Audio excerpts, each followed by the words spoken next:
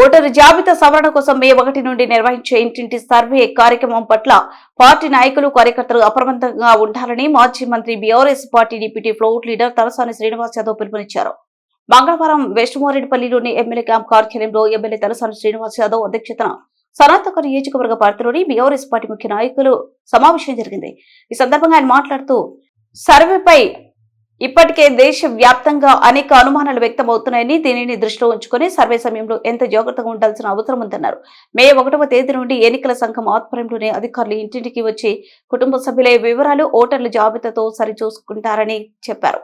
ఇంటింటి సర్వేకు వచ్చే అధికారులు సమన్వయం చేసుకునేందుకు గాను బీఆర్ఎస్ పార్టీ ఆధ్వర్యంలో బూత్ కు ఒకరు చొప్పున ఏజెంట్లుగా నియమిస్తున్నట్లు వివరించారు. ఇందుకు గాను ఏజెంట్ గా నియమించడం కోసం బూత్ పరిధిలోని నివాసాలు ఓటర్ల గురించి పూర్తి స్థాయిలో అవగాహన ఉన్న వారిని గుర్తించి వారి వివరాలతో కూడిన జాబితాను అందజేయాలని అన్నారు. పార్టీ నాయకులు కార్యకర్తలు ఓటర్ల జాబితా ప్రకారం ఈ ప్రాంతాల్లోని ఓటర్లను సర్వే సమయంలో అధికారులతో వ్యవహరించాల్సిన తీరు, అందించాల్సిన సమాచారం గురించి అవగాహన కల్పించాలని చెప్పారు. సర్వే సమయంలో జాగ్రత్తగా వ్యవహరించకుంటే జరిగే నష్టాన్ని కూడా దృష్టిలో ఉంచుకోవాలని స్పష్టం చేశారు. అదేవిధంగా 18 సంవత్సరాలు నిండిన వారిని గుర్తించి నూతన ఓటరుగా నమోదు చేయించుకునే విధంగా అవగాహన కల్పించాలన్నారు.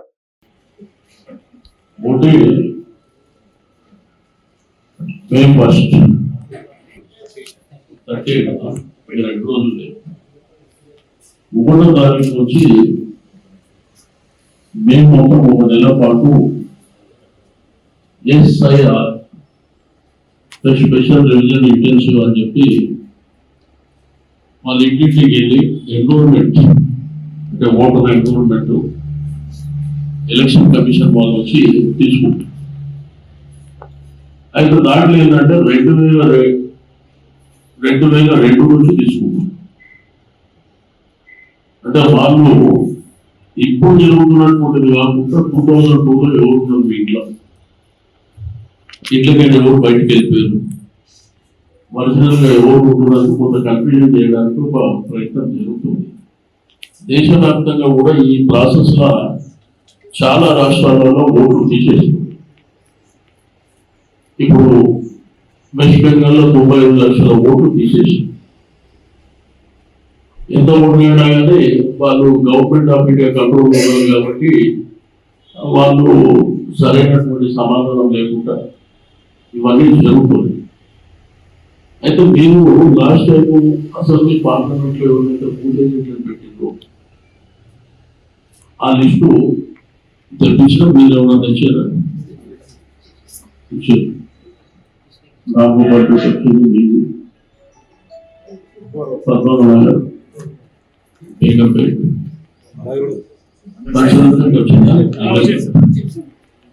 అయితే దీన్ని ఏంటంటే కొంత జాగ్రత్తగా మనం డీల్ చేయవలసినటువంటి అవసరం ఉంటుంది.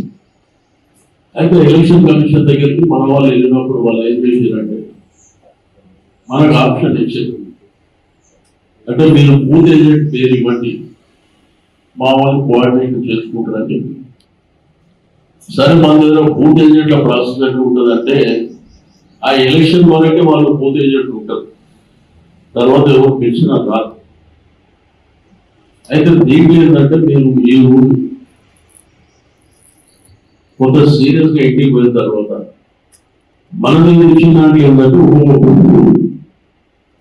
4 పేర్లు 3, 4, 2 ఇచ్చారు. అంటే మనం ఎలక్షన్ ఆప్షన్ పెట్టుకోవాలి కాబట్టి అట్లా పెట్టుకుని 4 పేర్లు వచ్చినాయి. మీరు ఏంటంటే ప్రతి బూత్ ఏ డివిజన్ వాళ్ళు ఆ డివిజన్ లో సాయంత్రం లోపల లిస్ట్ కావాలి. ఒకటే పేరు, అది మన కార్యకర్త నాయకుడు ఎవరైనా పర్లేదు, ఒక బూత్ ఒకటి పేరు, దాంతోపాటు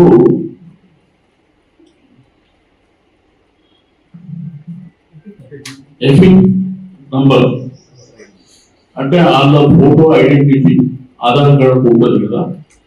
బూత్ ఏజెంట్ మనం ఇచ్చినప్పుడు వాళ్ళ అఫీషియల్ ఇస్తారు.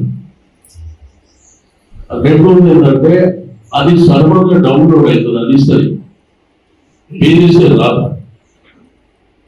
కాబట్టి మీరు ఒక బూత్కు 3-4 అవసరం లేదు. మనం వాళ్ళు ఎవరు, మన కార్యకర్త కావచ్చు, మన నాయకుడు కావచ్చు, వాళ్ళ పేరు ఇవ్వండి. దాంట్లో వల్ల ఆధార్ కార్డు, ఓటర్ ఐడి, ఆ ఓటర్ ఐడిని ఒక ఫోటో తీసి అది ఇస్తే వాళ్ళకి ఏంటంటే ఫస్ట్ నుంచి ప్రాసెస్ చేస్తారు కాబట్టి టైం కూడా లేదు కాబట్టి మనం వెంటనే వాళ్ళకి సబ్మిట్ చేస్తే మీరు సాయంత్రం నోటిస్తే రేపు సబ్మిట్ చేస్తాం. ఆ సబ్మిట్ చేసిన తర్వాత ఏంటంటే కొంత మీరు కూడా మీ డివిజన్లో అన్నట్టు ఉండండి, వాళ్ళు వచ్చి సర్వీస్ చేస్తున్నాం. అయితే దాంట్లో ఇంట్లోకి కొన్ని పేర్లు